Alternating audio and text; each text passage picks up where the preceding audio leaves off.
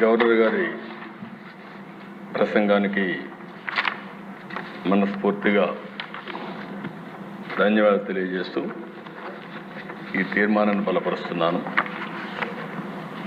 అధ్యక్ష, ఈ సందర్భంగా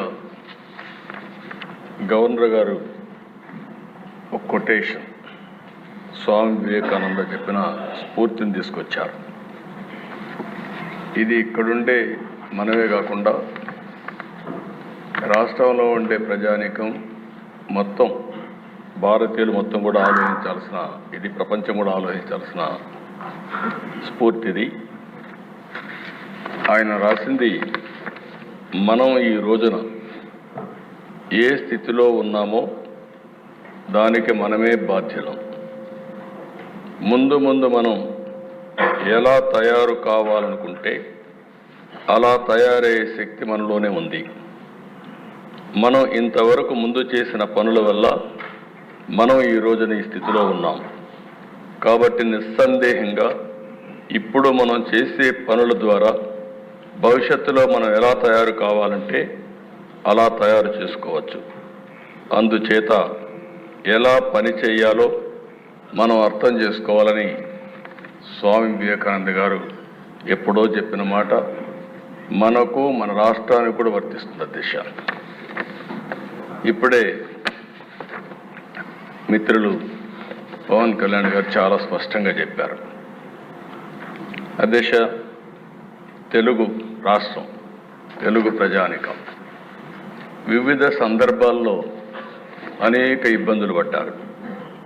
మద్రాసులో ఉండేవాళ్ళం. స్వాతంత్రం వచ్చే వరకు మద్రాసులో ఉండి పొట్టి శ్రీరాములు గారు త్యాగం చేసి ప్రాణాలు అర్పించిన తర్వాతనే రాష్ట్రం ఏర్పాటైంది. అది కూడా దిశ 1353 అక్టోబర్ 1న కర్నూలు కేంద్రంగా ఆ రోజు ఆంధ్ర రాష్ట్రాన్ని ఏర్పాటు చేసుకోవడం. అదే మాదిరిగా ఆ రోజు ఆంధ్రప్రదేశ్ రాష్ట్రం, తెలంగాణ స్టేట్, హైదరాబాద్ స్టేట్ రెండూ కలిపి మొట్టమొదటిసారిగా భాషా ప్రయుక్త రాష్ట్రాలు ఏర్పాటు చేయాలి అనే ప్రగాఢమైనటువంటి ఆకాంక్షతో ఆ రోజు హైదరాబాద్ రాజధానిగా తెలుగు వాళ్ళందరూ కలవడం. ఇది భారతదేశ చరిత్రలో దిశ ఫస్ట్ టైం భాషా ప్రయుక్త రాష్ట్రం నాంది పలికింది ఇక్కడ. తర్వాత చాలా రాష్ట్రాలు వచ్చాయి. అదే సమయంలో దిశ మళ్ళీ 2014 2 రాష్ట్రాలు, తెలుగు రాష్ట్రాలు 2 రాష్ట్రాలుగా ఏర్పడ్డాయి. ఇవన్నీ చూస్తే ఎన్నిసార్లు ఒక పర్మనెంట్ అడ్రస్ లేకుండా మనం ఇబ్బంది పడ్డాము. ఇది ఒక ఆలోచన మాత్రం దిశ. ఈరోజు మనం చూస్తే 10 ఏళ్ళు అయింది. 10 ఏళ్ళు అయితే రాజధాని ఏది అంటే మనం చెప్పుకోలేని పరిస్థితి. అంటే మొన్నటి వరకు మీరు చూసే దిశ 5 ఏళ్ళు అమరావతి అనుకున్నాం, 5 ఏళ్ళు 3 రాజధానులు ముచ్చటొచ్చింది. ఏది రాజధాని చెప్పలేక అవమానం పాలయ్యే పరిస్థితికి వచ్చావు దిశ. ఇంకొక పక్క దిశ, ఈరోజు మీరు చూస్తే మొట్టమొదటిసారిగా 1982లో ఎన్టీ రామారావు గారు తెలుగుదేశం పార్టీ పెట్టి ఈరోజు అనేకమైనటువంటి ఒక విశ్వాసాన్ని కల్పించే కార్యక్రమాలు ఆయన చేశారు. సంక్షేమం, అభివృద్ధి, పాలనా సంస్కరణకు శ్రీకారం చుట్టారు. తెలుగు జాతి అనేది అప్పటికి మద్రాసు అని పిలిచే పరిస్థితి నుంచి మొట్టమొదటిసారిగా తెలుగు జాతి ఒకటి ఉందని ప్రపంచానికి చాటి చెప్పిన నాయకుడు నందమూరి తారక రామారావు గారి దిశ. అదే సమయంలో దిశ మనందరం ఒకసారి ఆలోచిస్తే తెలుగు నేలపైన పుట్టినటువంటి పివి నరసింహరావు గారు ఆర్థిక సంస్కరణలు తీసుకొచ్చాడు. ఇప్పుడే మిత్రులు పవన్ కళ్యాణ్ గారు చెప్పినట్టు పింగళ వెంకయ్య గారు మన జాతీయ ఎజెండా రూపకల్పన చేశారు. ఇలాంటి చరిత్ర ఉండే మనం చూస్తే ఇప్పటికి కూడా ఈ రాష్ట్రంలో అనేక ఇబ్బందులు వచ్చి కనీసం ఈరోజు బడ్జెట్ కూడా పెట్టుకోలేక ఆర్థిక ఇబ్బందుల వల్ల మళ్ళీ ఒక 2 నెలలు టైం తీసుకొని పెట్టుకోవాలని ఆలోచించే పరిస్థితికి వచ్చాం. ఇంకో పక్క దిశ పివి నరసింహారావు గారు తీసుకొచ్చిన ఆర్థిక సంస్కరణలు ఈ దేశం యొక్క పెను మార్పులకు నాంది పలికింది. అక్కడి నుంచి పబ్లిక్ ప్రైవేట్ పార్ట్నర్షిప్ వచ్చింది. దీంతో బ్రహ్మాండంగా అభివృద్ధి జరగడమే కాకుండా ఈరోజు వికసిత్ భారత్ 2047 నరేంద్ర మోడీ గారు ఏదైతే మాట్లాడుతున్నారో నాకు ఏమాత్రం అనుమానం లేదు. 2047కి భారతదేశం ప్రపంచంలో మొదటి స్థానంలో కానీ రెండో స్థానంలో కానీ ఉండే అవకాశాలు ఉన్నాయి. అది మన చేతుల్లోనే ఉందని చెప్పి కూడా నేను మీకు తెలియజేస్తున్న అధ్యక్ష. దీనికి కారణం మీరు ఒకసారి చూస్తే ఈరోజు ఒక 2 ఎగ్జాంపుల్స్ ఇక్కడ చాలామంది ఉన్నారు. 25 ఏళ్లకు మునుపు విజన్ 2020 తయారు చేశాం సమైక్య ఆంధ్రప్రదేశ్ కోసం. మీరు కూడా భాగస్వాములు దాంట్లో. ఆ విజన్ 2020 తయారు చేసిన తర్వాత మనం అభివృద్ధి స్టార్ట్ చేశాం. ఆ రోజు ఏ నిధులైతే ఉన్నాయో ఆ నిధులనే పెట్టి మనం ముందుకు పోగలిగాం. ఈరోజు మీరు చూస్తే దేశంలోనే highest per capital income Telangana రాష్ట్రం ఉండడం ఆ రోజు చేసిన అభివృద్ధి వల్ల సాధ్యమైందని చెప్పి కూడా నేను మీకు తెలియజేస్తున్నాను. ఇది గుజరాత్, ఇంకా చాలా రాష్ట్రాలు ఉన్నాయి అధ్యక్ష. గుజరాత్ ఉంది, కర్ణాటక ఉంది, హర్యానా ఉంది. అన్ని రాష్ట్రాల కంటే ముందు పోయే పరిస్థితికి వచ్చింది. ఇది ఒక ఉదాహరణ మాత్రం. ఇంకో పక్క దిశ మీరు ఒకసారి చూస్తే ఎన్ఆర్ఐస్. ఎందుకు ఈ సభలో ఈ మాటలు చెప్తున్నానంటే ఈరోజు పవన్ కళ్యాణ్ గారు మాట్లాడినప్పుడు ఒక విషయం చాలా స్పష్టంగా చెప్పాడు. నేను వివేకానంద స్ఫూర్తిని కూడా మీకు చెప్పాను. ఈరోజు ఇక్కడుండే హౌస్లో మెంబర్స్ అందరం కలిసి సమిష్టిగా పనిచేస్తే ఈ రాష్ట్రాన్ని నెంబర్ 1 రాష్ట్రంగా తయారు చేయడం కష్టం కాదనే విషయానికి నేను ఈ విషయాలు మీ దృష్టికి తీసుకొస్తున్నాను.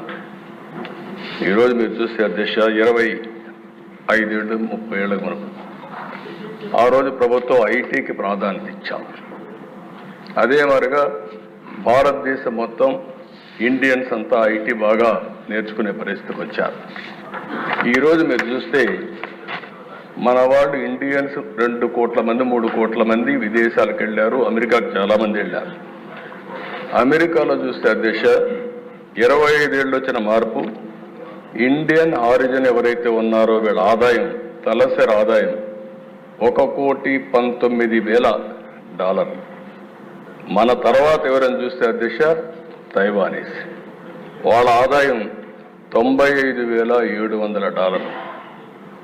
వాళ్ళ తర్వాత చైనీస్, వాళ్ళ ఆదాయం $81,000.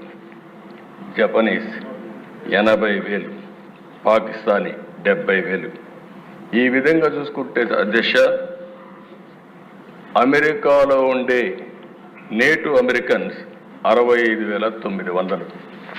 అంటే అధ్యక్ష ఈరోజు ఈ ప్రభుత్వం అవలంబించిన విధానాలు 5 సంవత్సరాలుగా మీరు చూస్తే పాత ప్రభుత్వం ఇంగ్లీష్ నేర్పిస్తామన్నారు. ఇంగ్లీష్ నేర్పిస్తే ఏదో అయిపోతుందని మాటలు చెప్పారు. కానీ మారుమూల ప్రాంతాల్లో ఉండే మన సరైన టీచర్ లేకపోయినా చదువుకున్న వాళ్ళు ఈరోజు ప్రపంచంలో హైయెస్ట్ ఇన్కమ్ సంపాదించే పరిస్థితికి వచ్చారంటే అది భారతీయుల యొక్క శక్తి సామర్థ్యం. అందులో ఇంకా ఒక అడుగు ముందున్నారు తెలుగువారు. దానికి గర్వపడుతున్నానని చెప్పి కూడా నేను మీకు తెలియజేస్తున్నాను. కానీ దిశ ఇప్పుడు ఇక్కడికి వచ్చినప్పుడు ఇది గత చరిత్ర. గడిచిన 5 సంవత్సరాల్లో జరిగిన విషయాలు కూడా నెమరు వేసుకోవడం చాలా అవసరం. ఇప్పుడే జూన్ 4వ తారీఖు వచ్చిన ఎన్నికల ఫలితాలు ఒక కొత్త చరిత్రను సృష్టించాయి. ప్రజా చైతన్యానికి నిదర్శనంగా నిలిచాయి. మీరు చూస్తే దేశ 93% స్ట్రైక్ రేట్, 57% ఈ కూటమికి ఓట్లు పడ్డాయి. ఇది నా రాజకీయ జీవితంలో ఏ పార్టీ కూడా నందమూరి తారక రామారావు గారు పార్టీ పెట్టినప్పుడు కానీ 94లో కూడా రాలేదంటే అది ప్రజలు మన మీద పెట్టుకున్న నమ్మకం అనే విషయం మనందరం గుర్తుంచుకోవాల్సిన అవసరం ఉంది. అధ్యక్ష, ఒక్కొక్క పార్లమెంట్ 70,000, 80,000, 90,000 మెజారిటీ వస్తాయి.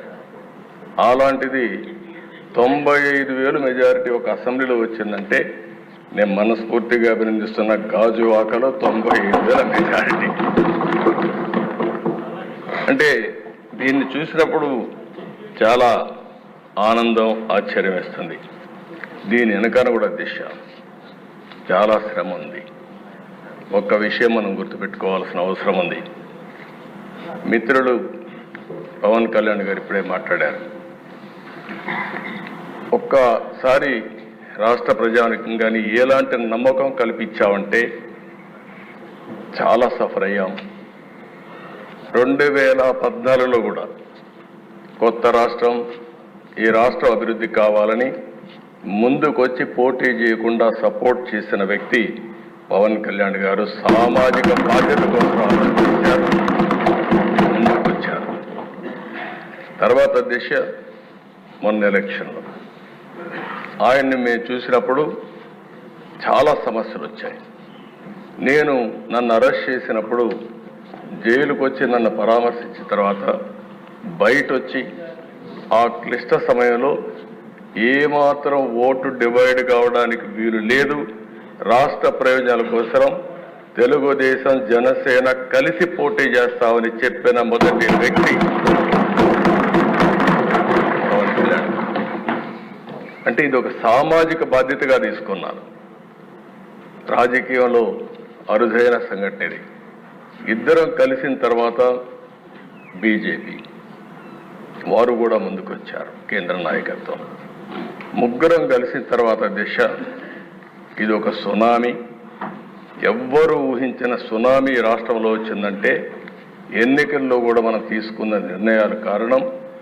ఆ నిర్ణయాన్ని మళ్ళీ మనందరం కలిసి వారు ఒక మాట చెప్పారు, మనస్ఫూర్తిగా అభినందిస్తున్నా. ఈ రాష్ట్రాన్ని మళ్ళీ ఘాటిలో పెట్టి అన్ని విధాల అభివృద్ధి చేసే వరకు ఏమాత్రం ఆలోచించకుండా సమైక్యంగా ముందుకు పోవడానికి ఆలోచిస్తామని ఈ సభ ద్వారా రాష్ట్ర ప్రజానికానికి కూడా మేము ఒక హామీ ఇస్తున్నాం, చేస్తామని చెప్పి కూడా మీకు కూడా తెలియజేస్తాను. అధ్యక్ష, ఈసారి ఎన్నికలు రాష్ట్రం కోసం, తమ బిడ్డల కోసం, భవిష్యత్ తరాల కోసం ప్రజలు ఇచ్చిన తీర్పు ఇది. ఉపాధి కోసం వేరే రాష్ట్రాలకు వెళ్ళినటువంటి పేదవాళ్ళు వాళ్ళే టిఫిన్ క్యారియర్ తీసుకొని వచ్చి ఓటేసి మళ్ళీ తిరిగి చెన్నైకో, హైదరాబాద్కో, బెంగళూరుకి వెళ్ళారు. ఎక్కడో అమెరికాలో, ఆస్ట్రేలియాలో, ఆఫ్రికాలో ఉండే తెలుగువారు ఆ ఓటు వేయడానికి లక్షల రూపాయలు ఖర్చు పెట్టుకొని వచ్చారు. కొంతమంది 3 నెలలు 5 నెలలు ఇక్కడ ఉండే మెంబర్స్కి అందరూ కూడా అర్థం కాదు, కానీ వాళ్ళే వచ్చి వాళ్ళ డబ్బులు ఖర్చు పెట్టుకొని గెలిపించి మనకు చెప్పకుండా వెళ్ళారంటే అది వాళ్ళకుండే. మన మెప్పు కోసం రాలా, కానీ రాష్ట్రం కోసం వచ్చారు. ఈ రాష్ట్ర భవిష్యత్తు కాపాడుతామనే ఆలోచనతో మనకు ఓట్లేసి తిరిగి వెళ్ళారు. ఇంకొక పక్కన దిశ తెల్లవారితో నిద్ర లేస్తే ఎప్పుడూ రానివాళ్ళు నిద్ర లేస్తానే నేరుగా పోలింగ్ స్టేషన్కి వచ్చి, అంటే పీక్ పీరియడ్లో ఎంతమంది వస్తారో అంతమంది నిలబడుకొని 5-6 గంటలు వెయిట్ చేసి రాత్రి 12-1 గంట వరకు ఓట్లు వేశారంటే అధ్యక్ష, అది వాళ్ళు చూపించిన చొరవ. వాళ్ళందరికీ నేను ఈ సభ ద్వారా, మీ ద్వారా శిరస్సు వంచి పాదాభివందనం చేస్తున్నాను. అధ్యక్ష, ఇలాంటి అనుభవంతో ఇక్కడికి వచ్చాం. దీనికి కారణం ఏంటి? ఒకసారి అధ్యయనం చేసుకోవాల్సిన అవసరం ఉంది. 5 సంవత్సరాలు ప్రజలు నరకాన్ని చూశారు. నరకం అంటే చాలామందికి తెలియదు, కానీ గతంలో చూశాం. అలాంటి నరకాన్ని ఈ రాష్ట్రంలో చూసే పరిస్థితి వచ్చింది. రాష్ట్ర చరిత్రలో అవి ఒక చీకటి రోజులు. ఆస్తులు సెటిల్మెంట్ చేశారు, మామూలు కాదు. భూములు దొరికితే భూముల్ని, 30-40 సంవత్సరాలుగా సంపాదించిన ఆస్తుల్ని ఎక్కడికక్కడ ఇమ్మంటే మెడ మీద కత్తిపెట్టి రాయించుకున్న సందర్భాలు. ఏ ఆడబిడ్డ మానానికి రక్షణ లేదు. ఇష్టానుసారంగా బిహేవ్ చేశారు. ప్రాణానికి విలువ లేకుండా చేశారు. ఎంత దారుణంగా ప్రవర్తించారంటే అంత దారుణంగా ప్రవర్తించే పరిస్థితి వచ్చారు. కడకు బ్రతుకు కూడా గ్యారంటీ లేదు. మనం క్షేమంగా ఇంటికి తిరిగి వస్తామని ఆశ ఎవడికి లేని పరిస్థితి వచ్చింది. దౌర్జన్యాలు, విధ్వంసాలు, కబ్జాలు, దాడులు, కేసులు, ఒకటిగాల దిశ ఎన్ని విధాల ఇబ్బంది పెట్టాలో ఇక్కడ ఉండే వాళ్ళల్లో సగం మంది ఎక్కువగా బాధితులు, కొంతమంది తక్కువగా బాధితులు అంతే. మానసికంగా కొంతమందిని దెబ్బతీశారు, ఆర్థికంగా కొంతమంది దెబ్బతీశారు, కొంతమందిని శారీరకంగా. కడాన దిశ మీలాంటి వ్యక్తి పైన అటెంప్ట్ రేప్ కేసు పెట్టించే పరిస్థితికి వచ్చారంటే అది తలుచుకుంటే ఇప్పటికి కూడా జీర్ణించుకోలేకపోతున్నాం. కానీ బాధ ఉంది, ఆవేశం ఉంది. ఇంకొకసారి చూస్తే మా మెంబర్స్ కూడా చాలా హిస్టరిక్గా కూడా ఉన్నారు. నాకు అర్థమైంది. ఇప్పుడు మా తాడిపత్రి ఉన్నాడు, అశ్విన్ ఉన్నాడు. అశ్విన్ జైలుకు పోయి వచ్చాడు. ఇక్కడే అచ్చెన్నాయుడు ఉన్నాడు, జైలుకు పోయి వచ్చాడు. నారాయణ ఉన్నాడు, తిప్పి తిప్పి తిప్పి ఎక్కడికెక్కడికో తీసుకుపోయి అదృష్టం బాగుండా అరెస్ట్ కాకుండా జైలుకు పోకుండా బయట వచ్చాడు. ఇవన్నీ సరే. రఘురామకృష్ణరాజు ఇంకేమవుతాడో తెలియదు. ఆ రోజు రాత్రంతా నిద్ర లేదు. ఆయన కాపాడుకోవడానికి ఎన్ని విధాల ప్రయత్నం చేశామంటే దిశ ఆ రాత్రంతా నెక్స్ట్ డే భగవంతుడు మంచి చూపు చూశాడు కాబట్టి బయట వచ్చాడు. కానీ ఈ దుర్మార్గులు ఇష్టానుసారంగా ప్రవర్తించే పరిస్థితికి వచ్చారు. మనం ఇబ్బందులు పడ్డాం. అర్థం లేనటువంటి పనులు వేయడం, ఇష్టానుసారంగా బిహేవ్ చేయడం, ఉపాధి లేదు, ఉద్యోగం లేదు, బాధపడని వర్గం లేదు, జీవన ప్రమాణాలు దారుణంగా పడిపోయినాయి. అంతటా అభద్రత, అశాంతి, ఆందోళన, అసంతృప్తి ఇవన్నీ కలిపే మనకొచ్చిన మెజారిటీస్. ఈ విషయం మనందరం గుర్తుపెట్టుకోవాలి. అదే ఇది ఒక కేస్ స్టడీ కూడా. వ్యవస్థల్ని ఏ విధంగా విధ్వంసం చేశారు, ఒక పాలకుడు ఏ విధంగా అహంకారంతో విర్రవీగిపోయాడు, అసమర్థత, అవినీతి, విధ్వంసంతో వ్యవస్థల్ని ఏ విధంగా నాశనం చేశారు, రాష్ట్రం యొక్క బ్రాండ్ ఇమేజ్ ఏ విధంగా దెబ్బతీశారు, మంచి రాష్ట్రాన్ని ఏ విధంగా సర్వనాశనం చేశారు, రాజధాని కళ చంపేశారు. అమరావతి దేవతల రాజధాని. అలాంటి అమరావతి నిన్నటి వరకు ఏమైందో మనం చూసాం. ఈరోజు మళ్ళీ కేంద్రం 15,000 కోట్ల రూపాయలు ఆర్థిక సహాయం చేయడానికి ముందుకొచ్చారు, బడ్జెట్లో పెట్టారు. అందరి ముఖాల్లో చూస్తే ఆనందం కనపడుస్తూ ఉంది. అంటే మళ్ళా మంచి రోజులు ప్రారంభమయ్యాయనే ఆశ ఈరోజు వచ్చిందంటే ఏ విధంగా జరిగిందో మనం చూసాం. ఈరోజు అమరావతి పూర్తయింటే దిశ 2-3 లక్షల కోట్ల రూపాయలు ప్రజా సంపద మనకు వచ్చి ఉండేది. అప్పులు చేసే అవస్థ తీరేది. అలాంటి రాజధాని పోయింది. జీవనాడి పోలవరం 72% పూర్తయింది. 2020 నాటికి 21 నాటికి పూర్తి అయిపోయింది. ఆ దిశ కావాలని కాంట్రాక్ట్ను మార్చడం, అదే మరి ఆఫీసర్లు మార్చడం, రివర్స్ టెండరింగ్ పెట్టడం, కడాన అతి ముఖ్యమైన జీవనాడైనటువంటి ఈ పోలవరాన్ని గోదావరిలో కలిపేయడం. ఇప్పుడు మళ్ళీ డయాఫామ్ వాల్ నుంచి స్టార్ట్ కావాలి. కాఫర్ డ్యాముల నుంచి మళ్ళా మనం పని ప్రారంభించాలి. ఇది కూడా మనం మనస్ఫూర్తిగా ధన్యవాదాలు చెప్పాలి. కేంద్రం ఈరోజు బడ్జెట్లో చెప్పినప్పుడు పోలవరాన్ని వీలైనంత తొందరలో పూర్తి చేస్తామని నిర్దిష్టమైన హామీ ఇచ్చారు. వారికి మనస్ఫూర్తిగా అభినందనలు. అధ్యక్ష, వ్యవసాయ శాఖ పూర్తిగా మూతపడిపోయింది. కాలువల్లో పూడిక తేలేని పరిస్థితి. అదే మరి ఎక్కడికక్కడ డ్రైన్స్ ఉంటే డ్రైన్స్ కూడా పూడిక తీయకుండా ఎక్కడికక్కడ రాష్ట్రంలో వర్షాలు పడితే పొలాలన్నీ మునిగిపోయే పరిస్థితి వచ్చింది. ఇంకో పక్కన దిశ ఇరిగేషన్ వ్యవస్థ చిన్నాభిన్నం అయిపోయే పరిస్థితికి వచ్చింది.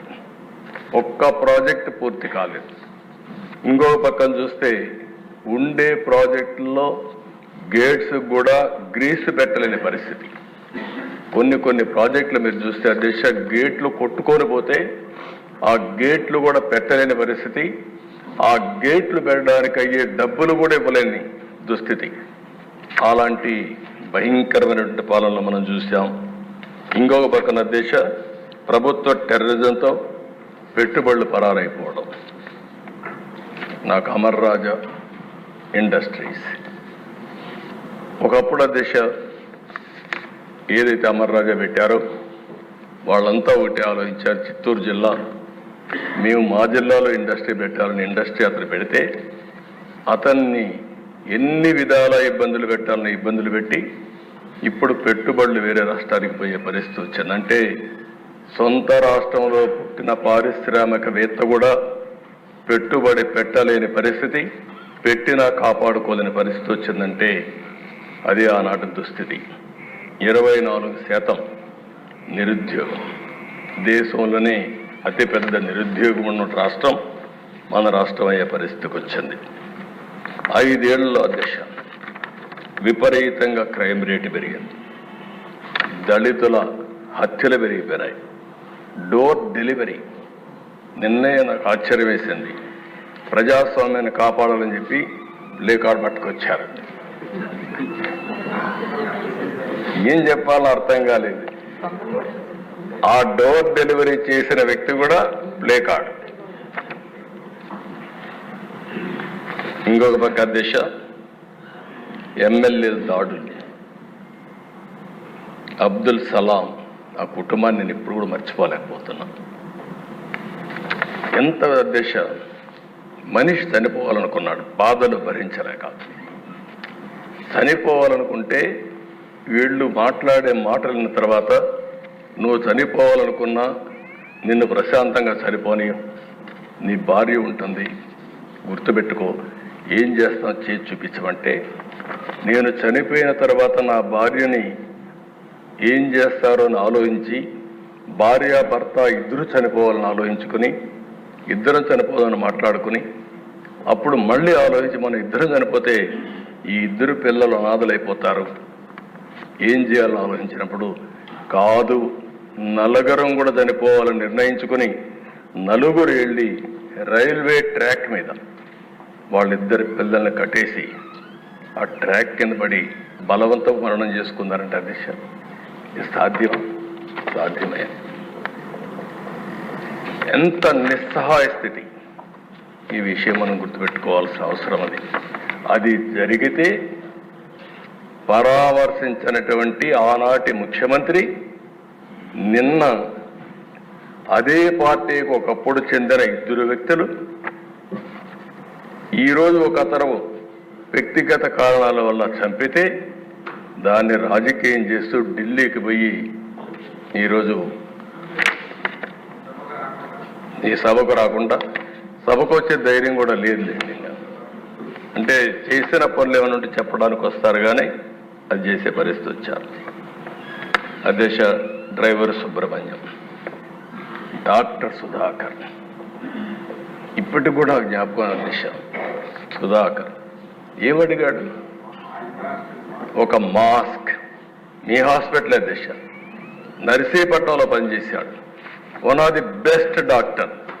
ఒకటే అడిగాడు, నేను ఎంతైనా పనిచేస్తా కానీ కరోనా భయంకరమైన వ్యాధి, ఒకవేళ వస్తే మాకు కూడా ప్రమాదం ఉంటుంది, మాస్క్ ఇవ్వండి, అప్పుడప్పుడు మార్చండి అని ఒక మాస్క్ అడిగిన నేరానికి అహంకారమైన ఈ ప్రభుత్వం వేటాడి పిచ్చివాణి చేసి నడి రోడ్లో చంపేసే పరిస్థితికి వచ్చారు. అది చూస్తే చాలా బాధేస్తుంది దిశ. ఒక ఓం ప్రతాప్ వీళ్ళు పెంచిన లిక్కర్ రేట్ని గురించి విమర్శించాడని నెపంతో వాణ్ణి ఏం చేశారు, ఇప్పుడు కూడా దిక్కుదిలిన పరిస్థితి, ఆత్మహత్య కింద క్రియేట్ చేసే పరిస్థితికి వచ్చారు. బాపట్ల దిశ ఆ జిల్లాలో 10వ తరగతి ఇడే అనగాని సత్యప్రసాద్ ఉన్నాడు. 10వ తరగతి చదివే బాలుడిపై అమర్నాథ్ ఆయన చేసిన పని ఏంటి అధ్యక్ష? అక్కని అవమానిస్తున్నారు, ఎకిల్ చేస్తున్నారు. ఆ అమ్మాయి మానసికంగా చాలా బాధపడతా ఉంది అని ఇంటికి వచ్చి చెప్పిన నేరానికి దారిలో పోతా ఉంటే పెట్రోల్ పోసి తగలబెడితే పెట్రోల్ వేసి తగలబెట్టిన వాళ్ళకి రక్షణ ఇచ్చే పరిస్థితి వచ్చారు తప్ప ఆ కుటుంబాన్ని కాపాడే పరిస్థితి లేకుండా పోయింది. అధ్యక్ష ఇక్కడుండే మహిళలు చూశారు, ఇప్పుడు కూడా అదే సమస్య నాకు కనపడుస్తూ ఉంది. నేను ఆ రోజు ఇదే కుర్చీలో చెప్పాను అధ్యక్ష, జ్ఞాపకం ఉంటుంది. నాకు జరిగిన అవమానం నా లైఫ్లో ఎప్పుడు బాధపడ్డా, ఒకే రోజు బాధపడ్డా, అదే చివరి రోజు అనుకుంటున్నా. ఆ రోజు వీళ్ళు చేసిన అవమానానికి ఇది గౌరవ సభ, ఈ సభలో నేను ఉండను.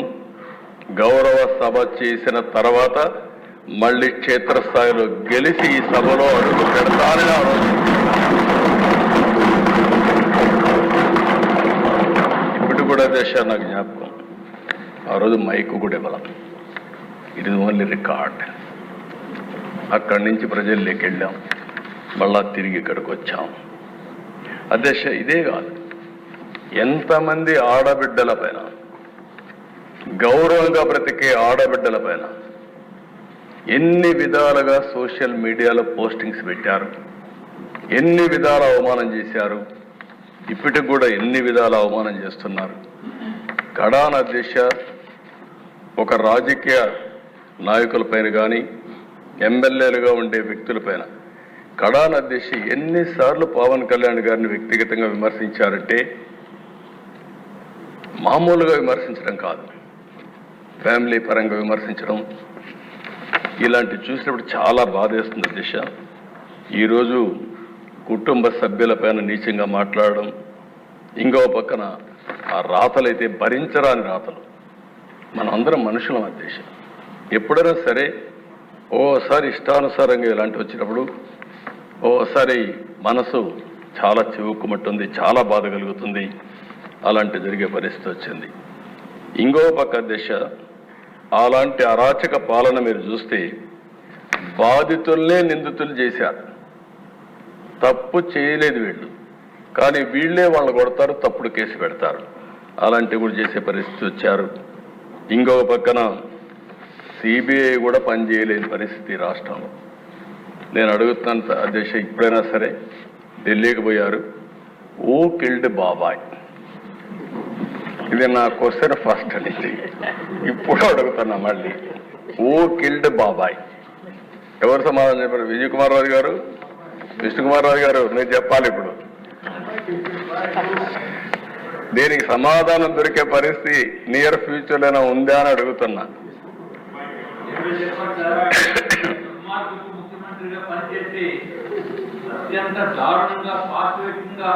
చేసిన పనికి ప్రపంచ దేశాల్లో నియంతృత్వ పరిపాలన చేసే వాళ్ళు కూడా సిగ్గుపడే పరిస్థితి వచ్చింది. అటువంటిది ప్రజలందరినీ కూడా మెచ్చుకోవాల్సిన అవసరం ఉంది అధ్యక్ష.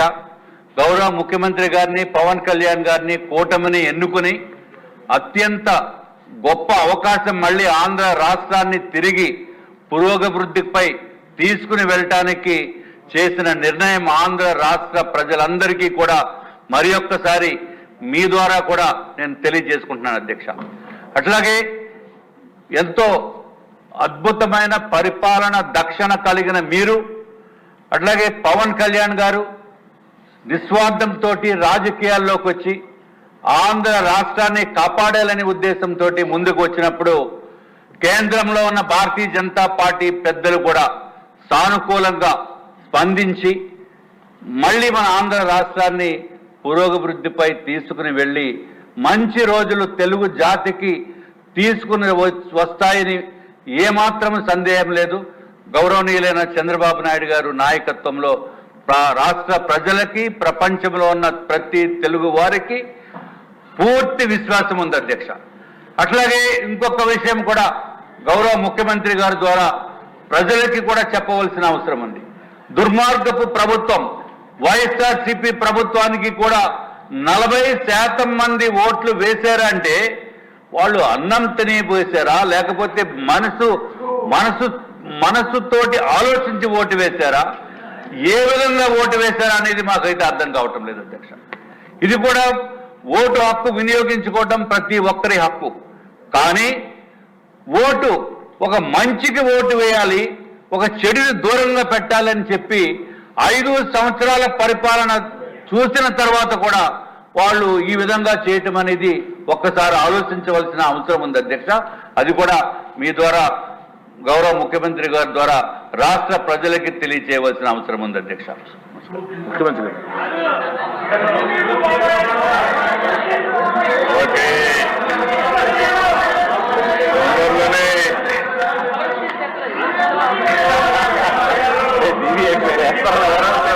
అధ్యక్ష అధ్యక్ష హూ కిల్డ్ బాబాయ్ అనేది అధ్యక్ష ఇది అందరికీ తెలుసు. ఎవరు వెనకాల ఉండి చేయించారో అందరికీ తెలుసు. కానీ సిబిఐ ఎంక్వైరీ వేస్తే శాస్త్రోక్తంగా పద్ధతి ప్రకారం ఉంటుందని చెప్పి తమరి ద్వారా కోరుతూ గౌరవ ముఖ్యమంత్రి గారిని చేయిస్తామని చెప్పి ఆల్రెడీ సిబిఐ ఎంక్వైరీ వేసి ఉంది. తర్వాత సిబిఐ ఎంక్వైరీ కొంచెం ఫాస్ట్ గా చేయాలి కదా. ఒకసారి మెంబర్స్ అందరూ కూడా దేశ మేము ఎలక్షన్లో క్వశ్చన్ చేసిందే హూ కిల్డ్ బాబాయ్ అని. ఇంకా జవాబు రాలేదు. తొందరలో జవాబు కూడా వస్తుంది, దాంట్లో సందేహం లేదు. అధ్యక్ష, ఇది ఒక కేస్ స్టడీ. నేను 40 ఏళ్ళు రాజకీయాల్లో ఉన్నా, 14 ఏళ్ళు సీఎంగా ఉన్నా. నేను చాలామంది ముఖ్యమంత్రులను చూసా. ఇప్పుడే విష్ణుకుమార్ రాజు చెప్పినట్టు ఒక వ్యక్తి ఏ విధంగా చేస్తాడో వివేకానంద రెడ్డి మర్డర్ ఒక ఎగ్జాంపుల్. ఎన్ని ట్విస్టులు తిరిగాయో రెండో ఎగ్జాంపుల్. కడాన ఎవడైతే అక్కడ సిఐ సీన్లో ఉన్నాడో మర్డర్ జరిగిన తర్వాత ఫస్ట్ వెళ్ళాడు. ఈ క్లీన్ చేసే ఆపరేషన్స్ అన్ని చూసిన తర్వాత అతను సిబిఐకి ఇన్ఫర్మేషన్ ఇవ్వడానికి సిద్ధపడితే ప్రభుత్వ దుర్వినియోగంతో అతనికి ప్రమోషన్ ఇచ్చి సిఐ నుంచి డిఎస్పీ తిరిగి సిబిఐ పైనే ఆరోపణలు చేసే పరిస్థితికి వచ్చారు. అధ్యక్ష, ఇన్వెస్టిగేషన్ ఆఫీసర్ పైన కేసు పెడితే సిబిఐ, ఆ ఇన్వెస్టిగేషన్ ఆఫీసర్ హైకోర్టు పోయి బెయిల్ తీసుకునే పరిస్థితికి వచ్చాడు. ఇది రాష్ట్ర చరిత్రలో ఎప్పుడు చూడలే. ఇవన్నీ దేశ చరిత్ర ప్రపంచంలో కూడా జరిగి ఉండవు. ఈ దేశంలో కాదు, వేరే ప్రపంచంలో ఎక్కడా జరగవు. నేరస్తుడు ఎంత పవర్ఫుల్ అంటే అధ్యక్ష, నేను అదే ఎప్పుడు చెప్పేవాడిని, నేరస్తుడే ముఖ్యమంత్రి అయితే పోలీసులు కూడా నేరస్తులకు ఇంక వంతన పడే పరిస్థితికి వస్తే ఏం జరగాలో జరిగాయి. అధ్యక్ష, సిబిఐ లాంటి సంస్థ వివేకానంద రెడ్డి మర్డర్లో ఉండే నిందితుడిని అరెస్ట్ చేయడానికి పోయి మేము అరెస్ట్ చేయలేమని తిరిగి వచ్చారంటే కెన్ యు ఇమాజిన్ అధ్యక్ష? తర్వాత కూడా అరెస్ట్ చేయలేదు. ఇప్పటికి కూడా కాదు, బెయిల్ వచ్చే వరకు అరెస్ట్ చేయలేదు. అంటే దీన్ని ఏ విధంగా అభివర్ణించాలనో అర్థం కాని పరిస్థితి. అంటే ఏం చేస్తారో కూడా మనం గుర్తుపెట్టుకోవాల్సిన అవసరం ఉంది అధ్యక్ష. అది అయిన తర్వాత కోడికత్తి డ్రామా చూసాం, గులకరాయి డ్రామా చూసాం, కోడికత్తి డ్రామా పనిచేసింది కానీ గులకరాయి డ్రామా పనిచేయలేదు. అప్పటికి అర్థమైపోయింది ప్రజలకి.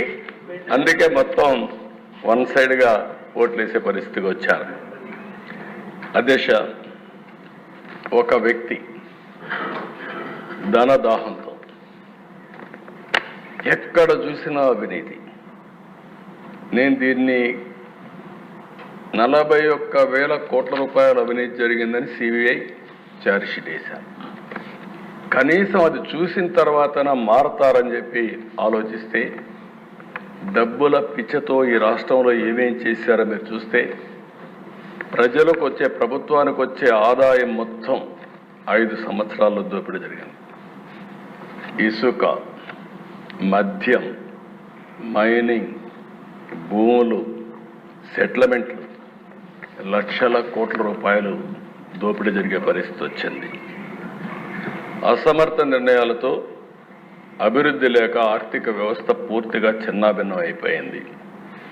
2014-19 మధ్య అభివృద్ధి CAGR 13.5%.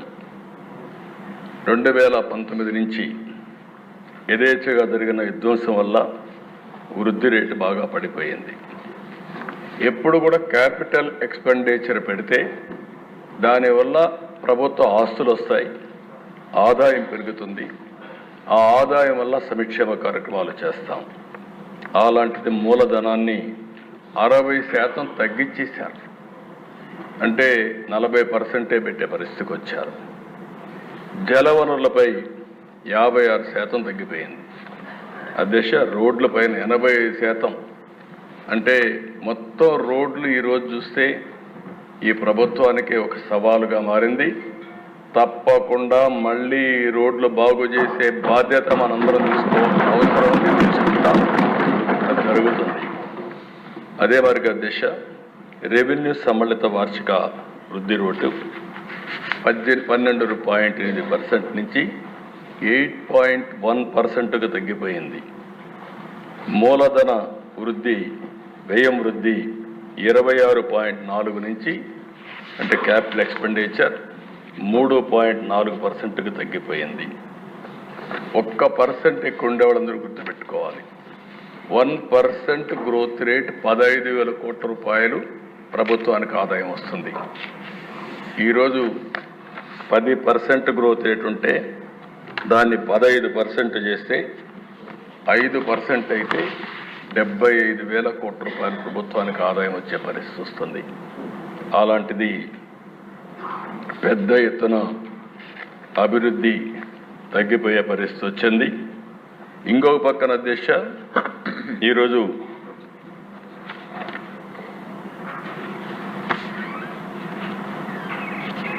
ఇంకొక పక్క చూసినప్పుడు మొత్తం ఈ విషయాలన్నీ చెప్పడం కోసమే వైట్ పేపర్స్ అన్ని పబ్లిసైజ్ చేస్తున్నాం. ఇప్పటికి 4 వైట్ పేపర్స్ పెట్టాం. చాలా వరకు వాస్తవాలన్నీ ఇచ్చాం. ఇంకొక 3 వైట్ పేపర్స్ రేపటి నుంచి కూడా హౌస్లో పెట్టేదానికి మీ పర్మిషన్ అడిగాం. అధ్యక్ష, ఒక్క ల్యాండ్స్లో 1,75,000 ఎకరాల భూముల్ని ఇష్టానుసారంగా దోచుకునే పరిస్థితికి వచ్చారు. ఇన్నోవేటివ్గా చేశారు. కడాన అధ్యక్ష అసైన్మెంట్ భూములు లాగేసుకున్నారు. కడాన ల్యాండ్ ఎక్విజిషన్ పేరుతో పేదవాళ్ళకి ఇచ్చే ఇంటి జాగాలో కూడా పెద్ద ఎత్తున దోపిడీ జరిగే పరిస్థితి వచ్చింది. ఒక్క భూముల కుంభకోణమే 40,000 కోట్ల రూపాయలు. విశాఖపట్నం బలవంతంగా రామానాయుడు స్టూడియో భూములు కానీ, దస్బల్లా కానీ మొత్తం ఇష్టానుసారంగా చేసుకొని కడాన ఎప్పుడు అడుగుతూ ఉంటారు ఎక్కుండేవాళ్ళు కొంతమంది. ఏదైతే ఋషికొండ ప్యాలెస్ ఏం చేయాలని ఒక వ్యక్తికి ఉండే అహంభావం 500 కోట్ల రూపాయలు ఖర్చు పెట్టి కొండంతా కొట్టేసి, ఒకప్పుడు ఋషికొండ అంటే మనకు ఒక హిస్టారికల్ ఇంపార్టెన్స్ ఉండే ప్లేస్ని, అలాంటి దాన్ని కొట్టేసి అక్కడ ప్యాలెస్ కట్టుకున్నాడు. ఆ ప్యాలెస్ కట్టుకోవడం ఇప్పుడు వాళ్ళ నాయకులు చెప్తున్నారు. ఎందుకు కట్టారంటే ప్రధానమంత్రి, ప్రెసిడెంట్ ఆఫ్ ఇండియా వస్తారంట, వాళ్ళ కోసం నేను ప్యాలెస్ కట్టాడంట. అంటే ఇంక మనం అందరం నమ్మాలి అధ్యక్ష. అంటే ఈ రాష్ట్రంలో ఎక్కడికి పోతుందో నాకైతే అర్థం కావడం లేదు. శాశ్వతంగా కొంతమంది నాకు వచ్చి చెప్పారు, ఓసారి ఒక్కొక్క వ్యక్తి ఏ విధంగా తలుస్తారు, భగవంతుడు ఏ విధంగా నిర్ణయిస్తాడు అనేది ఇది ఒక ఉదాహరణ అధ్యక్ష. 500 కోట్ల రూపాయలు టూరిజం డబ్బులు ఖర్చు పెట్టి బ్రహ్మాండంగా మిగిలిన డబ్బులన్నీ డైవర్ట్ చేసి ప్యాలెస్ కడితే అక్కడ కథలుగా చెప్తున్నారు. ఇంకా నేను కూడా మొత్తం డీటెయిల్స్ తెప్పించాలి, ముందు ప్రాధాన్యత క్రమంలో మిగిలిన పనులన్నీ చేస్తున్నాం. ఆ డబ్బులు ఆ ఉండే అందరూ ఒకసారి ఎమ్మెల్యేలు అందరిని తీసుకెళ్ళాలి, ఒకసారి హౌస్ కమిటీ అంతా ఈ అసెంబ్లీ అయినాక అందరం వెళదాం, మీతో కూడా కలిసి నేను కూడా చూస్తాను ఎందుకు కట్టారు ఆ ప్యాలెస్ ఏం చేయాలనో కూడా నాకు అర్థం కావడం లేదు. ఇప్పుడు ఎవరికి ఇవ్వాలి, ఏం చేయాలి, ఎట్లా ఉపయోగించాలని కొంతమంది సజెస్ట్ చేశారు అధ్యక్ష. ఆ ప్యాలెస్లో టూరిజానికి ఇమ్మని, టూరిజానికి ఇస్తే ఎంత డబ్బులు అవుతుందో నాకు తెలియదు, కాబట్టి దానిపైన కూడా మీరు సూచనలు ఇవ్వాలి. ఇక్కడ కూడా ప్రజావేదిక కూల్చేశారు, ఆ 7 స్టార్ హోటల్, దానికి మేనేజ్మెంట్ మీకే ఇస్తాం, ఆ వడ్డీ అయిన వసూలు చేసి మాకు ఇవ్వండి. మీరు ప్రజాధనం అది ఎంత డబ్బులు వస్తుందో చూసుకుంటే ఒక 7 స్టార్ 9 స్టార్ హోటల్ కూడా ఏం పనిచేయవు అక్కడ.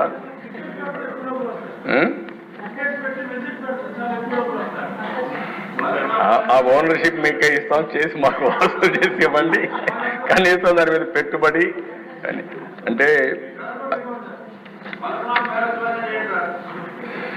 పలక్నమా ప్యాలెస్, కరెక్ట్, పలక్నమా ప్యాలెస్ కూడా కొన్ని రోజులు పెట్టారు, తర్వాత టాటా తీసుకున్నారు, ఎందుకంటే ఓల్డ్ ప్యాలెస్ కాబట్టి.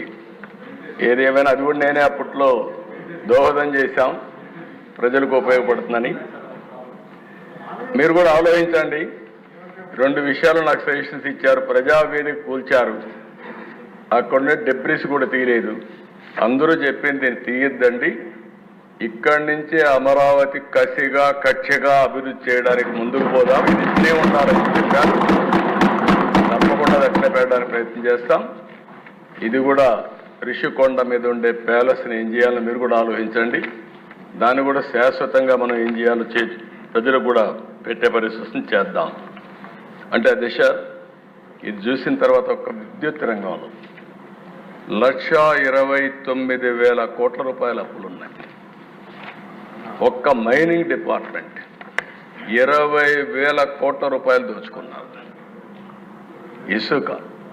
ఇసుకే కదా దిశ. కడాన ఇక్కడ ఉండే వాళ్ళందరికీ అనుభవం ఉంటుంది. మెటల్ క్వారీ ఎవడైనా చేసుకుంటే అది కూడా లాగేసుకున్నారు, అంటే దాన్ని కూడా భరించలేకపోయారు. ఎవరైనా సరే ఇసుక దోపిడీ జరుగుతూ ఉంది అని రోడ్డు మీదకి వస్తే ఇంటి వద్దనే వాళ్ళందరినీ నిర్బంధించి పోలీస్ కాపలాలు పెట్టే పరిస్థితి వచ్చారు అధ్యక్ష. ఇంకో పక్కన అధ్యక్ష ఒక్క ఎక్సైజ్, ఇది ఒక కేస్ స్టడీ. మళ్ళీ ఇంత ధైర్యం ఎక్కడి నుంచి వచ్చిందో తెలియదు. ఢిల్లీలో జరిగినటువంటి స్కామ్, లిక్కర్ స్కామ్ నథింగ్ అధ్యక్ష. దీని ముందర మొత్తం IMFL మ్యానుఫ్యాక్చర్ అంత రేపు నుండి మాట్లాడతాను, ఆ డీటెయిల్స్ నేను అక్కడ చెప్తాను. పెద్ద ఎత్తున అవినీతి కాకుండా ప్రజల ఆరోగ్యం పైన ఆడుకునే పరిస్థితి వచ్చారంటే చాలా భయంకరమైన విషయం. ఇది ఒక విధంగా చెప్పాలంటే క్షమించరాని నేరం. దాన్ని ఆ విషయాన్ని మళ్ళీ మాట్లాడతాను అధ్యక్ష. ఇప్పుడే విష్ణుకుమార్ రాజు గారు అందరూ మాట్లాడుతున్నారు. ఒక వ్యక్తి చెడు వ్యక్తి అయితే ఒక కుటుంబం నష్టపోతుంది. అదే వ్యక్తి చెడు వ్యక్తిగానే పాలకుడు నేరస్తుడైతే, దోపిడీదారుడైతే ఆ రాష్ట్రం మొత్తం నష్టపోతుంది. అదే రాష్ట్రం మనలాగానే మన ఆంధ్రప్రదేశ్ మాదిరిగా ఉంటుంది. అదే చెప్పాను నేను ముందుగా. ఆ రోజు వివేకానంద గారు ఏదైతే కొటేషన్ చెప్పారో, స్ఫూర్తి చెప్పారో అది మనకు వర్తిస్తుంది. నేను దండం పెట్టి అడిగాను 2019లో, ఈసారి కానీ మనం తప్పు చేస్తే చాలా ఇబ్బందులు వస్తాయని. కానీ ప్రజలు కూడా ఆ రోజు ఆశపడ్డారు, ఏదో చేస్తాడని నమ్మారు. అందుకే తిరిగి 2024లో 11 సీట్లు గెలిపించారని ఇప్పుడే మాట్లాడుతూ బాధపడ్డారు. కానీ భవిష్యత్తులో ఇదే మారిగా ఉంటే నా లెక్క ప్రకారం శాశ్వతంగా రాజకీయాలకు అర్హత లేని వ్యక్తి ఇలాంటి వ్యక్తి అని చెప్పి రాజకీయాలు ఎవరైనా ఉండొచ్చు కానీ ఇలాంటి వ్యక్తులు మాత్రం ఉండడానికి అర్హత లేదు. అందుకే మీరు చూస్తే ప్రశ్నిస్తే కేసులు, హౌస్ అరెస్ట్, పార్టీ కార్యాలయాలపైన దాడి నేను చాలాసార్లు చూశాను. చిన్న పార్టీ పైన కూడా దాడి చేయాలన్నా, చిన్న రాజకీయ పార్టీ ఉంటే ఆ నాయకుడిని అటాక్ చేయాలన్నా, విమర్శించాలన్నా భయపడే రోజులు అవన్నీ పోయి ఇష్టానుసారంగా వచ్చే పరిస్థితికి వచ్చారు. 5 ఏళ్లలో ఏం జరిగిందో మనం అందరం ఆలోచించాం. తీరని నష్టం జరిగింది. ఇదే మనందరి బాధ. అయితే ఇక్కడ ఒక ఎక్స్పెరిమెంట్ చేయాలనుకున్నారు దేశం. ఆ ఎక్స్పెరిమెంట్ ఇక్కడ ఉండే వాళ్ళు చాలామంది ఆలోచించాల్సింది, పులివెందుల్లో ఇప్పుడు కూడా వీళ్ళు ప్రజలు ఓటేసి గెలవలేదు. ఆ విషయం మనం గుర్తుపెట్టుకోవాలి. Over a period of time పులివెందుల్లో ఎవరైనా కానీ వేరే పార్టీలకు ఓటేస్తే వాళ్ళు అక్కడ బతకరు. ఎన్నికలైన తర్వాత కూడా కక్ష తెచ్చుకునే పరిస్థితి వస్తారు. దానివల్ల అక్కడ రాజకీయ నాయకులు కానీ రాజకీయ పార్టీలు కానీ మనుగడ సాధించలేకపోయినాయి. మొన్న కూడా మనం చూసాం, ఇక్కడ కడప ఎమ్మెల్యేలు ఉన్నారు. పాత కడప జిల్లాలో అధ్యక్ష 9 అసెంబ్లీ సీట్లకు 7 అసెంబ్లీ సీట్లు గెలిపించారంటే అది ప్రజల్లో ఉండే మార్పు, అదే వాళ్ళు ఇచ్చినటువంటి తీర్పు కూడా. అలాంటిది అధ్యక్ష నాకు ఒకసారి అనుమానం ఇచ్చేది, పులివెందుల మారిగా రాష్ట్రాన్ని మొత్తం తయారు చేస్తామని. కడాన ఎన్నికల్లో కుప్పం, పిఠాపురం, మంగళగిరి ఇలాంటి కొన్ని కాన్స్టిట్యూన్సీలు వీళ్ళు ఆడిన ఆటలు చూస్తే అది భయంకరంగా ఆటలాడే పరిస్థితికి వచ్చారు. రాష్ట్రంలో సంపాదించిన అవినీతి డబ్బులు మొత్తం ఆడ పంచారు. కానీ ప్రజల్ని మెచ్చుకోవాల దిశ 90,000, 70,000, 40,000, 50,000తో గెలిపించారంటే అది ప్రజలు చూపించిన స్ఫూర్తి, చైతన్యం తప్ప ఇంకోటి కాదు. దానికి మనస్ఫూర్తిగా అభినందిస్తున్నాను. పులివెందుల ఎక్స్పెరిమెంట్ ఫెయిల్ అయింది. అది రిప్లికేషన్ మోడల్ కూడా ఫెయిల్ అయింది. అయితే అధ్యక్ష నాకు ఒక అనుభవం కూడా ఉంది. ఇక్కడ ఒక 20-25 కాన్స్టిట్యున్సీల్లో ఇనానమస్గా చేసుకోవాలని ప్రయత్నం చేశారు, ఎవరిని పోటీ చేయనివ్వకుండా. కానీ ఈరోజు మాచర్ల మీరు చూశారు, మాచర్లలో బ్రహ్మారెడ్డి బ్రహ్మాండంగా పనిచేసుకొని నిలబడుకున్నాడు, అతిపెద్ద మెజారిటీతో గెలిచాడు. అలాంటి అధ్యక్ష చాలా నియోజకవర్గాల్లో క్యాండిడేట్లు ఎక్కడైతే గట్టిగా నిలబడుకున్నారో అక్కడ గెలవగలిగారు. దానికి కారణం ఈ దుర్మార్గమైన పాలన పోవాలని చెప్పి ఆలోచించి తీర్పిచ్చే పరిస్థితికి వచ్చారు. అందుకే అధ్యక్ష రాష్ట్రంలో చర్చ కూడా జరగాల్సిన అవసరం ఉంది. ఈరోజు నేను ఒకటే మీ అందరికీ విజ్ఞప్తి చేస్తున్నా. నిన్న మొన్న మనందరం కూడా మాట్లాడుకున్నప్పుడు కొన్ని డిస్కస్ చేశారు.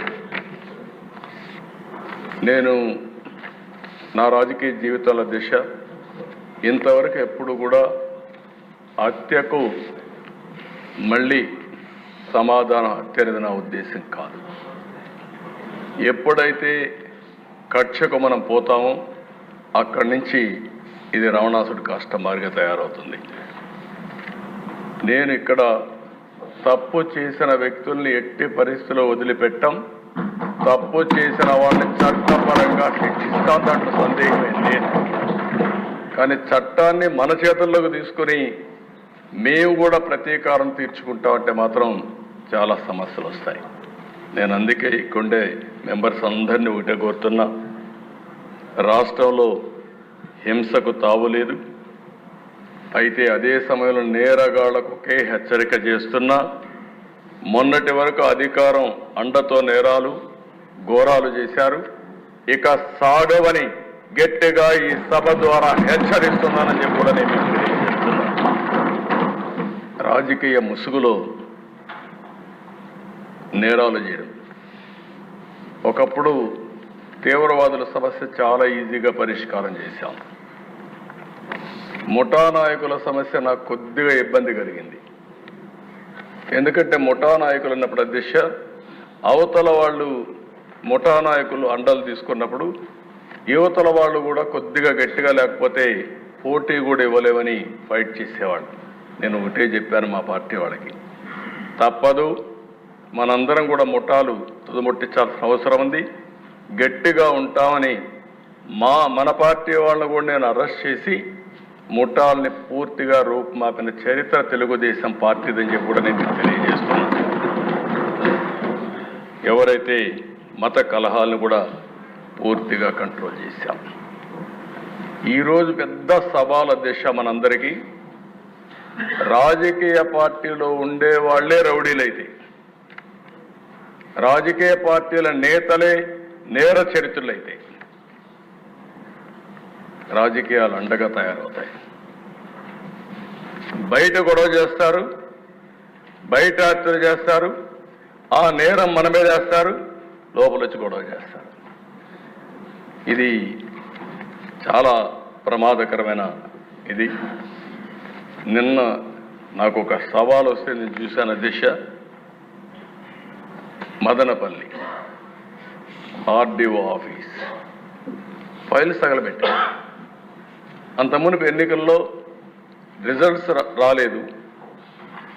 ఇక్కడ సిబిసిఐడి ఆఫీసులో చాలా ఫైల్స్ని తగలబెట్టారు, హెరిటేజ్ ఫైల్స్ అవన్నీ తగలబెట్టారు.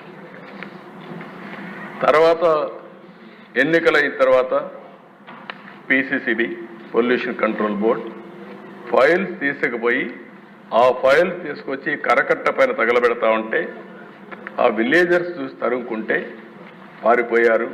అది కేసు పెట్టాను. నిన్న సాక్షాత్తు మదనపల్లి సబ్ కలెక్టర్ ఆఫీసు ఏదైతే 22A సంబంధించినటివి అసైన్మెంట్ ల్యాండ్స్వి ఇవన్నీ కూడా తగలబెట్టే పరిస్థితికి వచ్చారు.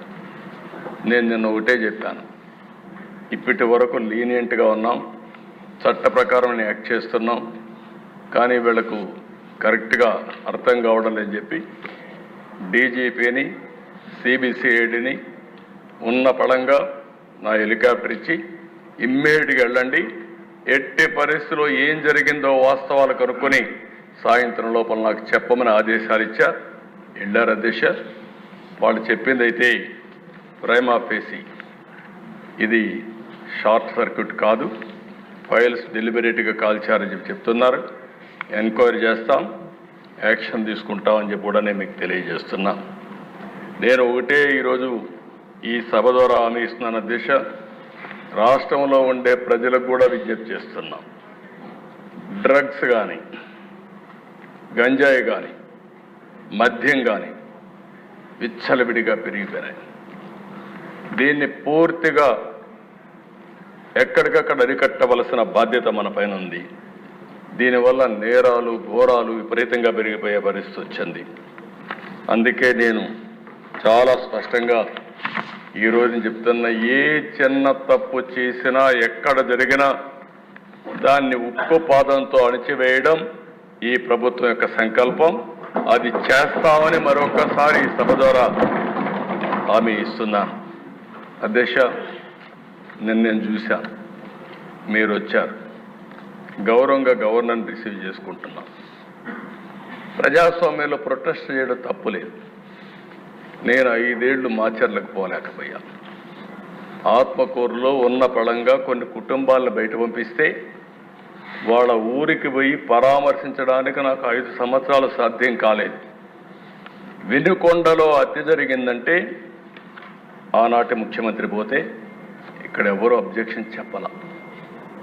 అది వాళ్ళకు మనకు ఉండే వ్యత్యాసం.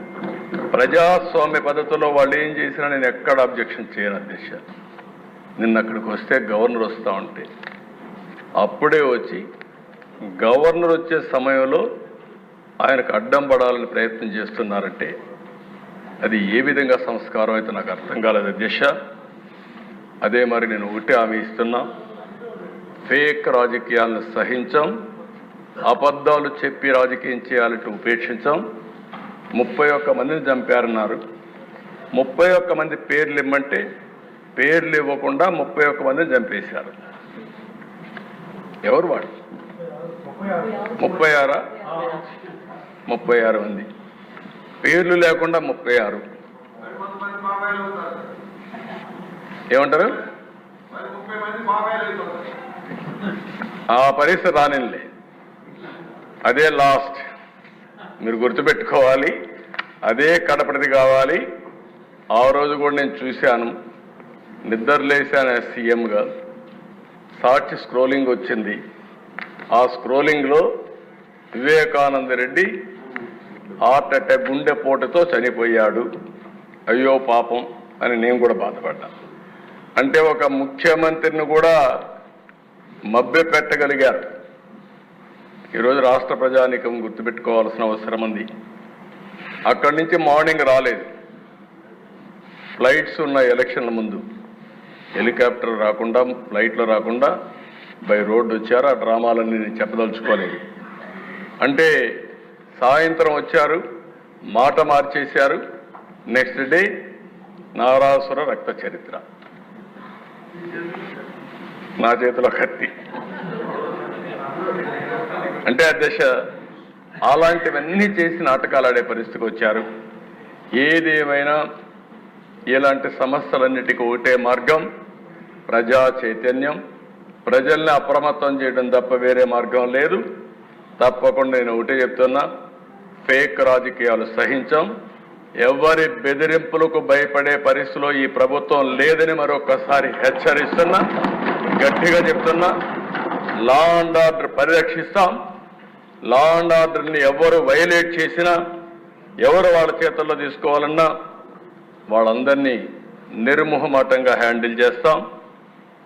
మత ఘర్షణల్ని, ఫ్యాక్షన్ రాజకీయాల్ని, రౌడీల్ని, తీవ్రవాద సమస్యని పరిష్కారం చేసే చరిత్ర ఇక్కడే మాది. నేరాలు చేయాలనుకుంటే రాష్ట్రం నుంచి బయట పారిపోయే పరిస్థితి వస్తుంది తప్ప ఇక్కడుండి నేరాలు చేసి రాజకీయ ముసుగులో మీ ఇష్ట ప్రకారం ఆడాలంటే మాత్రం జరగనీయకుండా చేస్తామని చెప్పి నేను హెచ్చరిస్తున్నా. మేము నేరాలు చేయం, ఘోరాలు చేయం, కానీ మీరు చేస్తే మాత్రం సహించేది లేదని మరొకసారి హెచ్చరిస్తున్నాను అధ్యక్ష. ఒక పక్కన లా అండ్ ఆర్డర్ కాపాడాలి, అది మన బాధ్యత.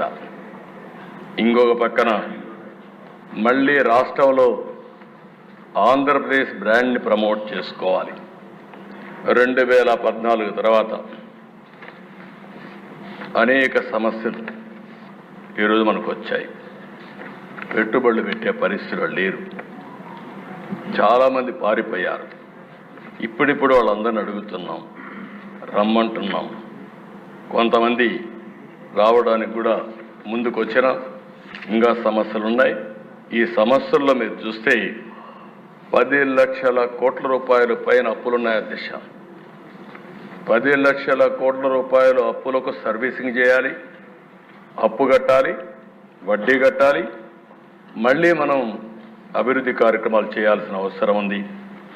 రాష్ట్ర విభజన జరిగిన రోజు కంటే అధ్వాన్నమైన పరిస్థితిలో ఈరోజు మనం ఉన్నాం. ఇంకొక పక్కన 20 సంవత్సరాలు ఎన్నికపోయే పరిస్థితి వచ్చింది.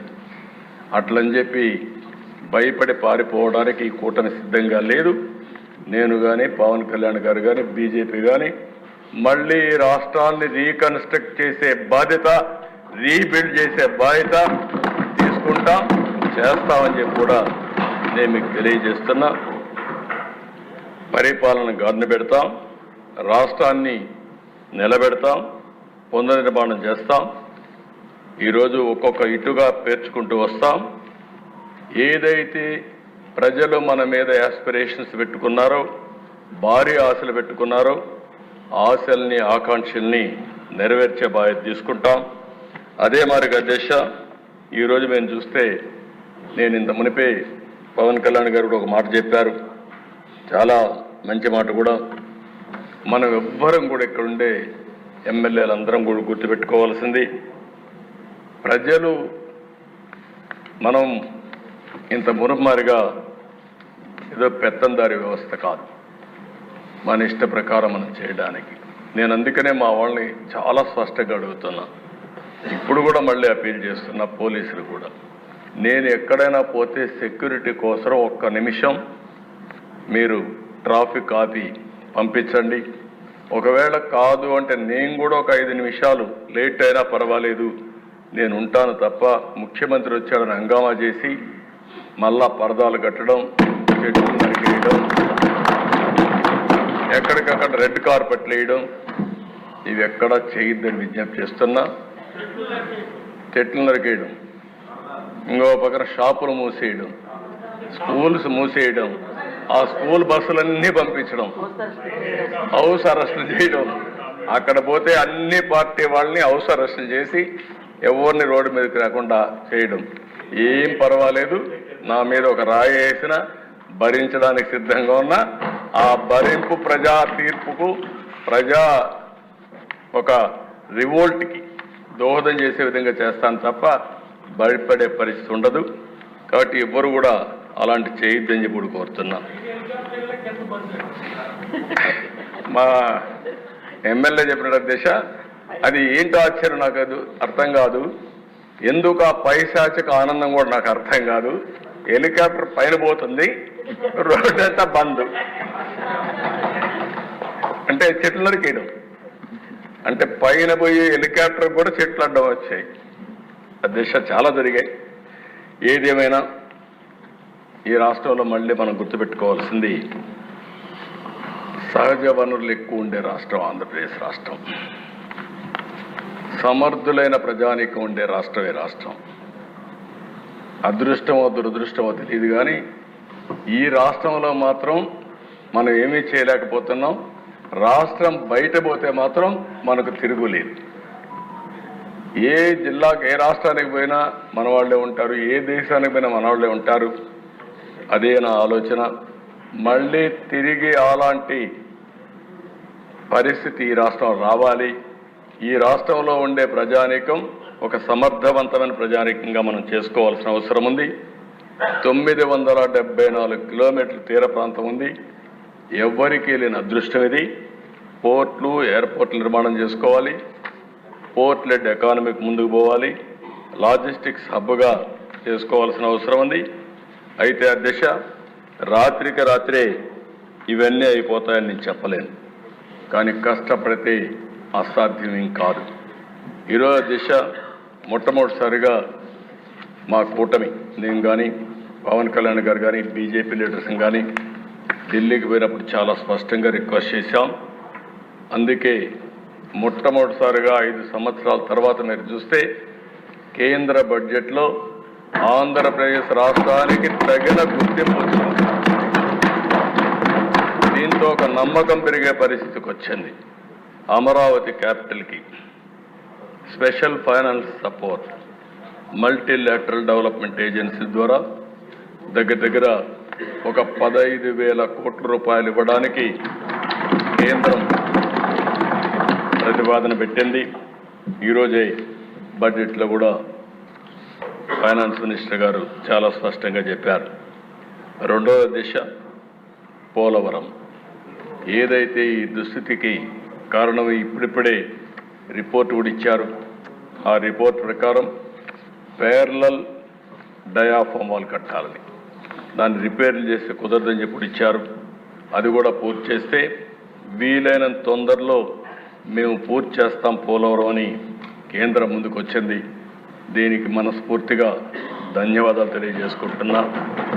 ఇంకొక పక్కన దిశ ఏదైతే ఈరోజు additional funds for industrial development, essential infrastructure will be provide for water, power, railways, roads ఇవన్నీ ఇవ్వడానికి ఒకటి కొప్పర్తి కడప జిల్లా, రెండోది ఓర్వకల్ కర్నూలు, ఈ రెండుకి కూడా కేంద్రం ముందుకు వచ్చారు. ఇది శుభ పరిణామం. దీనికి మనస్ఫూర్తిగా అభినందిస్తున్నాను. ఇంకొక పక్క దిశ ఏదైతే గ్రాంట్స్ బ్యాక్వర్డ్ డిస్ట్రిక్ట్స్, రాయలసీమ 4 జిల్లాలు, ఉత్తరాంధ్ర 3 జిల్లాలు, ప్రకాశం జిల్లా 1, మొత్తం ఫస్ట్ టైం ప్రకాశం జిల్లా కూడా అడిగా. ప్రకాశం జిల్లా కూడా ముందుకు వచ్చారు. ప్రకాశం జిల్లా దాంట్లో ఇంక్లూడ్ చేశారు. We are very happy. ఎందుకంటే ప్రకాశం జిల్లా బ్యాక్వర్డ్ ఏరియా మొత్తం, అలాంటి జిల్లాకు అన్యాయం జరుగుతున్న ఉద్దేశంతో గట్టిగా అడిగితే ఇది కూడా యాడ్ చేశారు. ఈ 8 జిల్లాలకు కూడా ఆర్థిక సహాయం చేస్తామని ముందుకొచ్చారు. దానికి కూడా మనస్ఫూర్తిగా మనం అడిగిన డిమాండ్స్ ఉన్నాయి, అవన్నీ వర్కౌట్ చేస్తాం. ఇది కూడా మనం ముందుకు తీసుకెళ్తాం. ఇది కాకుండా ఎకనామిక్ గ్రోత్కి మన దగ్గర డబ్బులు లేవు. దీనికి క్యాపిటల్ ఎక్స్పెండిచర్ కింద, ఇన్వెస్ట్మెంట్ కింద కేంద్రాన్ని ఆర్థిక సహాయం అడిగాం.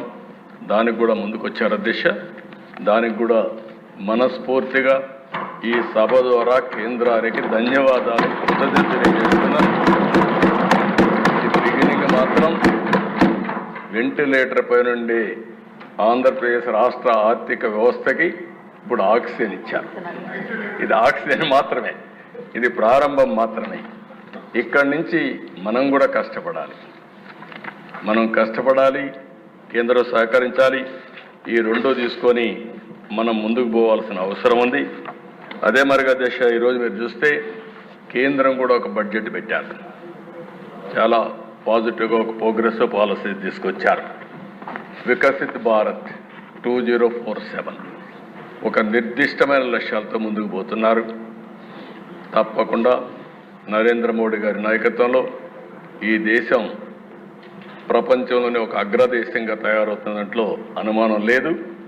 అదే సమయంలో మనకు కూడా ఒక నిర్దిష్టమైన ఆలోచన, పేదరికం లేని సమాజం, అదే మరి ఆర్థిక అసమానతలు తగ్గించే వ్యవస్థ రావాలని మనస్ఫూర్తి కోరుకుంటున్నాం. జీరో పావర్టీ ఈజ్ అవర్ స్లోగన్గా ఉండాలి. మీరు కూడా మీ నియోజకవర్గాలన్నీ పోటీ పడాలి. ఏ నియోజకవర్గం ఎప్పుడైతే జీరో పావర్టీ నియోజకవర్గంగా, జీరో పావర్టీ జిల్లాగా, జీరో పావర్టీ రాష్ట్రంగా తయారు చేయడం మనందరి ధ్యేయం కావాల్సిన అవసరం ఉంది. నా ఆలోచన ఒకటి పేదరికం లేని సమాజం, 2 తెలుగు జాతి ప్రపంచంలోనే నెంబర్ 1 జాతిగా ఉండాలనేది నా ఆకాంక్ష. దీనికోసం 4 గంటలు పనిచేస్తాం. ఈరోజు గవర్నర్స్ అడ్రస్ మళ్ళీ ఒకసారి మనస్ఫూర్తిగా ధన్యవాదాలు తెలియజేసుకుంటూ, అయితే తొందరలోనే ఒక బడ్జెట్ ప్రవేశపెడతాం. దాంట్లో మీ అందరికీ క్లారిటీ ఇస్తాం, రాష్ట్ర ప్రజలందరికీ క్లారిటీ ఇస్తాం. ఏ విధంగా అభివృద్ధి చేస్తామో, మనకుండే వనరులు ఏమున్నాయి, ఇబ్బందులు ఏమున్నాయి, అన్ని విషయాలు చెప్తాం. అంతేకాకుండా సూపర్ 6 కూడా చెప్పాం. ఆ సూపర్ 6 ఏదైతే మేము చెప్పామో తప్పకుండా అమలు చేయడానికి ముందుకు పోతామని మరొకసారి హామీ ఇస్తున్నాం. ఇప్పటికే 40 రోజులైంది. 40 రోజుల్లో మీరు చూస్తే అధ్యక్ష, మొదటి సంతకం 5 సంతకాల పని పెట్టాను. ఒకటి మెగా డిఎస్సి ఏదైతే 16,350 ఉద్యోగాలకు సంతకం పెట్టాం. ప్రాసెస్ స్టార్ట్ అయింది. వీలైన తొందరలో ఒక పద్ధతి ప్రకారం అది పూర్తి చేసే బాధ్యత ఈ ప్రభుత్వాన్ని.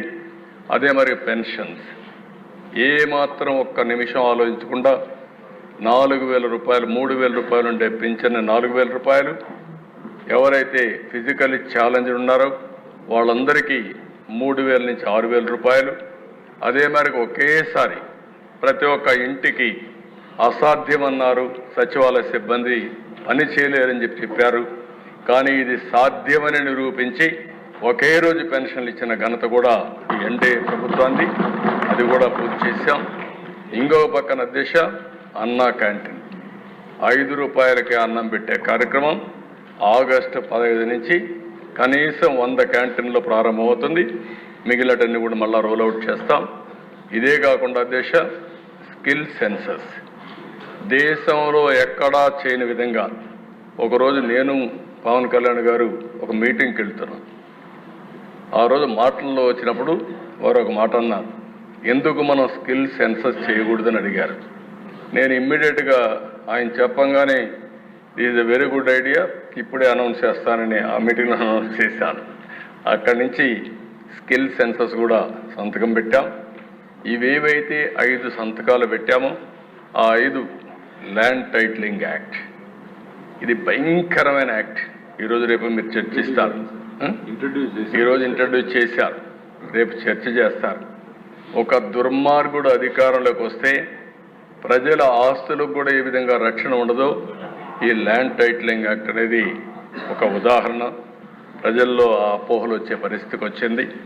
ఇవన్నీ కూడా ఒక సుపరిపాలనకు మారు పేరుగా ఈ ఎన్డీఏ గవర్నమెంట్ ఉండాలని ఈ రాష్ట్రంలో నేను మనస్ఫూర్తిగా కోరుకుంటూ, కష్టాలున్నాయి, ఇబ్బందులున్నాయి, ఒకే రోజు మేము మొత్తం తీరుస్తాం చెప్పలేం, కానీ కష్టపడే ధైర్యం ఉంది. ఈ రాష్ట్రం కోసం పాటుపడే నాయకత్వం నేను కానీ, జనసేన నాయకుడు పవన్ కళ్యాణ్ గారు కానీ, బీజేపీ కానీ పనిచేసి మీరు చూపించిన అభిమానానికి తిరిగి మీ రుణం తీర్చుకుంటామని మరొక్కసారి ప్రజలకు అందరికీ హామీ ఇస్తూ, మరొక్కసారి గవర్నర్కి పూర్తిగా మనస్ఫూర్తిగా ధన్యవాదాలు తెలియజేసుకుంటూ సెలవు తీసుకుంటున్నాను. జై హింద్.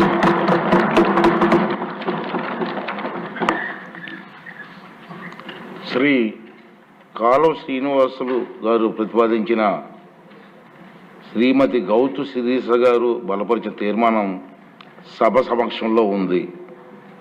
శాసనసభను ఉద్దేశించి 22/7/2024 గౌరవ గవర్నర్ గారు ప్రసంగించినందుకు గాను 16వ శాసనసభ తొలి సమావేశాలకు హాజరైన ఆంధ్రప్రదేశ్ శాసన